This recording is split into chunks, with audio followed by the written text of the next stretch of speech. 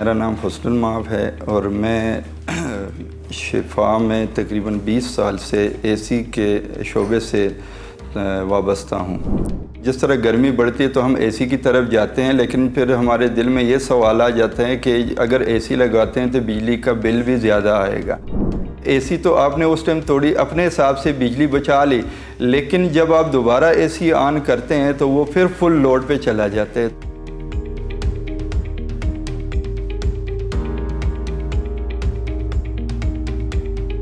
पहले जो है ना हमारे पास विंडो एसी होते थे, उसके बाद आ गए स्प्लिट एसी और उसके बाद इन्वर्टर। अब विंडो एसी ऐसा होता था कि उसमें हमारे रूम में किसी भी वॉल पे हम ओपनिंग करके उसको एक विंडो के टाइप मतलब लगा के इंस्टॉल कर दे। उसमें वो कम्पैक्ट यूनिट होता था, उसमें सारी चीज़ें कंप्रेसर और सारी चीज़ें फिक्स होती थी और वो हम कूलिंग के लिए मतलब इस्तेमाल करते थे। उसके बाद आ गया स्प्लिट यूनिट जो नॉन इन्वर्टर है। उसमें स्प्लिट यूनिट का ये था कि वो दो हिस्सों पे मुश्तमिल होता है। एक इंडोर होता है, वो रूम के अंदर लग जाता है, और दूसरा हिस्सा जो होता है उसको आउटडोर हम कहते हैं, वो आउटडोर इंस्टॉल हो जाता है।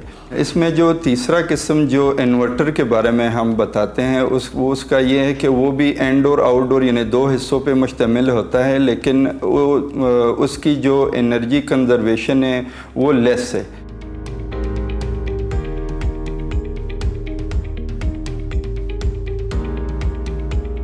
पहले हमारे पास विंडो एसी इंस्टॉल होते थे, उसका जो इलेक्ट्रिक कंजप्शन था वो बहुत ज़्यादा था, उसका टार्क लोड भी ज़्यादा था। जब वो हम ऑन करते थे तो वो फुल लोड लेता है, और जब तक आपका टेम्परेचर मेंटेन नहीं होता तो वो फुल लोड पे ही चलता है, और जब टेम्परेचर मेंटेन हो जाता है तो वो ऑफ हो जाता है।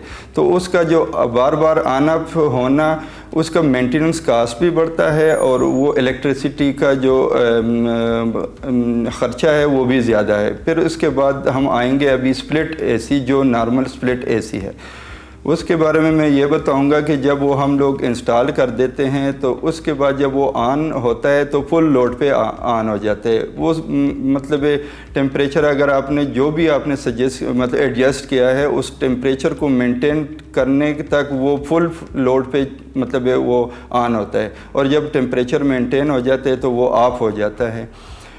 तो उसका जो है ना उसका भी इसी तरह टार्क लोड जो है वो बहुत ज़्यादा होता है।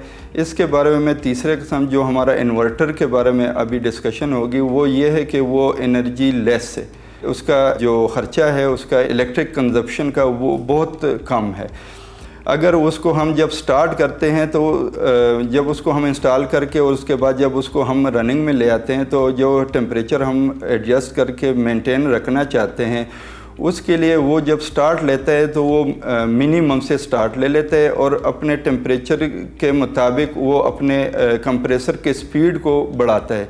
उसका जो कंप्रेसर होता है वो वेरिएबल होता है, वो आपके टेम्परेचर को मेंटेन करने के साथ साथ उसका लोड भी कम कर देता है। तो उसके ऊपर जो है ना वो ये है कि उसका जो इलेक्ट्रिक कंजप्शन है वो बहुत लो लेवल पे आ जाती है।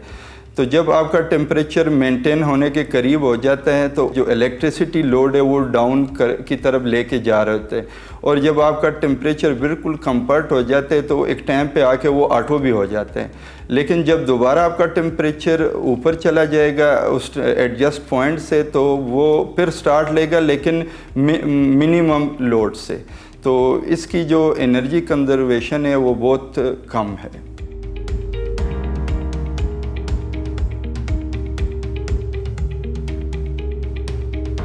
अगर आपको 3-4 घंटे 5 घंटे के लिए किसी ऑफिस या घर के मतलब किसी रूम में मतलब आपको चाहिए तो उसके लिए आप नॉन इन्वर्टर इंस्टॉल करके मतलब वो कर सकते हैं कि वो उसका मतलब ड्यूरेशन वो कम है।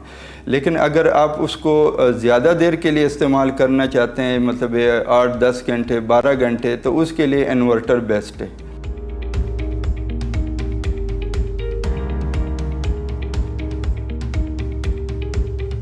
घरों में या ऑफिस में जो कंफर्ट टेम्परेचर है मतलब ह्यूमन बॉडी के लिए वो 25 से लेके 28 तक आप एडजस्ट करें तो सबसे बेहतर है, क्योंकि उसकी एक तो ये फ़ायदा है कि आप कंफर्टेबल महसूस करेंगे। आपने ऑफिस से अगर बाहर निकलना है, घर से बाहर भी निकलना है, तो एकदम आपको शॉक नहीं लगेगा टेम्परेचर, मतलब अगर आप इतने इस रेंज में रखेंगे, क्योंकि बाहर का जो टेम्परेचर है वो हाई होता है, वो 40 भी हो सकता है, 42 भी हो सकता है, 36 भी हो सकता है। तो जब आप 26 या 28 के टेम्परेचर से बाहर निकलेंगे तो आपको एकदम शॉक नहीं लगेगा गर्मी का।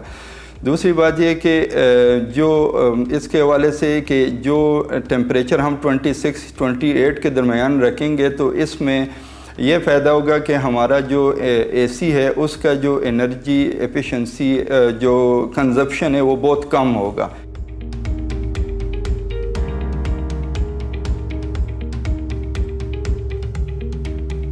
एसी तो आपने उस टाइम थोड़ी अपने हिसाब से बिजली बचा ली, लेकिन जब आप दोबारा एसी ऑन करते हैं तो वो फिर फुल लोड पे चला जाता है। तो आपकी जो थोड़ी देर के लिए जो आपने एसी बंद कर दिया वो आपने एनर्जी बचाई नहीं है, बल्कि एनर्जी की कंजप्शन बढ़ गई है आपके लिए।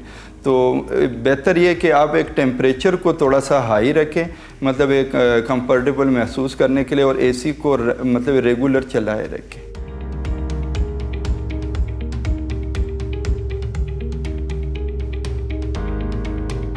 अगर हमने अपने ऑफिस या घर में एसी इंस्टॉल करना है तो उसके लिए कौन सा एसी लेना चाहिए हमें, तो उसमें जो इस टाइम बेस्ट ऑप्शन है वो है इन्वर्टर एसी, क्योंकि इन्वर्टर एसी अगर लॉन्ग टाइम भी आप चलाएंगे तो वो एनर्जी कंजप्शन मतलब लेस है। उसका फ़ायदा ये है कि आपका जो इलेक्ट्रिसिटी कास्ट है ना वो कम हो जाएगा। तो मार्केट में जब आप जाएंगे तो आपको कोई मतलब मार्केट के लोग ये भी बताएंगे कि जी ये आम एसी ले ले, ये सस्ता भी है, लेकिन वो सस्ता तो उस टाइम मिल जाता है, लेकिन उसका जो रनिंग कास्ट है, जो मंथली इलेक्ट्रिसिटी कास्ट है ना, वो बहुत ज़्यादा होता है। तो जो इन्वर्टर एसी अगर आप लेंगे तो वो इनिशली कास्ट उसका ज़्यादा होगा, उस टाइम आपको वो महंगा मिल जाएगा, लेकिन ये कि उसकी जो रनिंग कास्ट है वो मतलब ये आपका जो 2-3 महीने में वो आपका रिवर्स कर देगा। और अब जब हम मार्केट में जाएंगे तो हमें कुछ चीज़ों का ख्याल रखना चाहिए। जब हम एसी ख़रीदेंगे तो कुछ पॉइंट्स जो है ना वो हमें देखने चाहिए कि हमें जो है ना उस रूम के लिए या ऑफिस के लिए या लाउंज के लिए कौन सा एसी कंपेटेबल होगा। अगर हमारा एक रूम है जिसमें हम एसी लगवाना चाहते हैं, अगर वो 12 फुट का एक कमरा है तो उसके लिए हमें 1 टन का एसी इंस्टॉल करना चाहिए, ताकि वो मतलब उस टेम्परेचर को मेंटेन कर सकें। अब अगर कमरे का साइज़ ज़्यादा होगा और हम उसमें 1 टन का यूनिट इंस्टॉल करेंगे तो वो टेम्परेचर भी मेंटेन नहीं करेगा और इलेक्ट्रिसिटी का ख़र्चा भी ज़्यादा ही आएगा।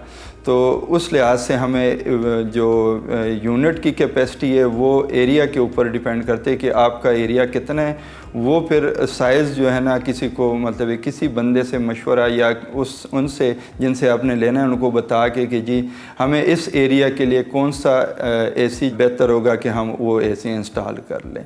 अगर आप एसी लेंगे वहाँ पे तो उसकी कैपेसिटी लाजमी श्योर करनी है कि उसकी जो कैपेसिटी है वो कितनी है। अगर वो 1 टन है तो वो 12,000 BTU है या नहीं। अब वो और अगर आपका कमरा बड़ा है उसके लिए आप 1.5 टन का लेना चाहते हैं और आपको जो है ना 18,000 BTU चाहिए, लेकिन मार्केट में आपको वो कहेंगे नहीं जी 1 टन वाले यूनिट से काम चल जाएगा, तो आप प्राइस को देखेंगे कि जी 1 टन का प्राइस कम है और 1.5 टन का ज़्यादा है, लेकिन वो जब आप लेके लगा लेंगे तो वो रेगुलर चलता रहेगा और उसके इलेक्ट्रिसिटी कास्ट जो है ना वो भी ज़्यादा होगी और टेम्परेचर भी आपके कमरे में मेंटेन नहीं होगा। जो इन्वर्टर है अगर हम देखें तो इन्वर्टर यूनिट इसलिए बेस्ट है कि उसकी एनर्जी एफिशिएंसी रेशो जो मतलब ज़्यादा है, एनर्जी कंजप्शन उसकी बहुत कम है। तो उसके हवाले से मैं बताऊंगा कि कैपेसिटी इन्वर्टर और नॉन इन्वर्टर की एक जैसी होती है, लेकिन उसका एनर्जी एफिशिएंसी रेशो ज़्यादा होता है। तो उस चीज़ का मतलब हमें बहुत ख्याल रखना चाहिए और हमें इन्वर्टर अगर ज़्यादा देर के लिए हमने एसी चलाना है तो उसके लिए हमें इन्वर्टर का सिलेक्शन करना चाहिए।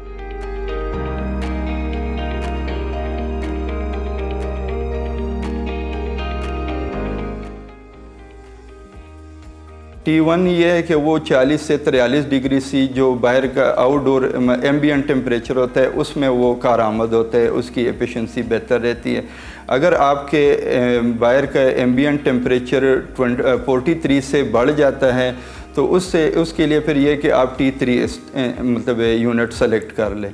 T1, T2 और T3 का ये बेनिफिट है कि ये मतलब हाई टेम्परेचर में भी आपको अच्छी परफॉर्मेंस दे सकता है।